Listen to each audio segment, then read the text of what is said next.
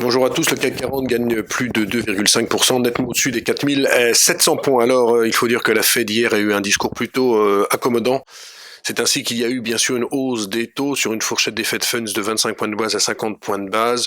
Et la hausse des taux promet d'être graduelle tout au long de l'année 2016, avec en fin d'année des taux sans doute à 1,5%. En fait, tout le discours de Janet Yellen a été assez calme hier. Il n'y aura pas de politique monétaire restrictive, c'est-à-dire qu'il ne faut pas s'attendre à de fortes hausses des taux d'intérêt. Et surtout, tout dépendra de l'environnement économique. Pour Janet Yellen, l'environnement économique va mieux. On n'est pas comme au mois d'août avec tous les problèmes en Chine. Cependant, la croissance américaine ne sera pas exceptionnellement forte en 2016. Nous n'aurons pas plus de 2,4% de croissance, avec toujours une inflation qui est basse, qui ne sera pas à 2% avant 2017-2018. Tout cela, les investisseurs l'ont bien compris, et c'est pour cela que Wall Street s'est envolé.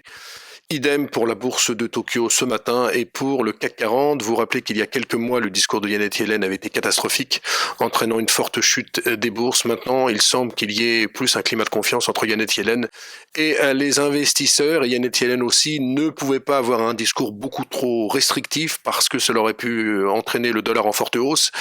Et vous savez qu'un dollar fort, ce n'est pas bon pour les exportations américaines. D'ailleurs, la parité de change euro-dollar, il ne se passe pas grand-chose actuellement. On est dans une fourchette de 1,0850 à 1,0920.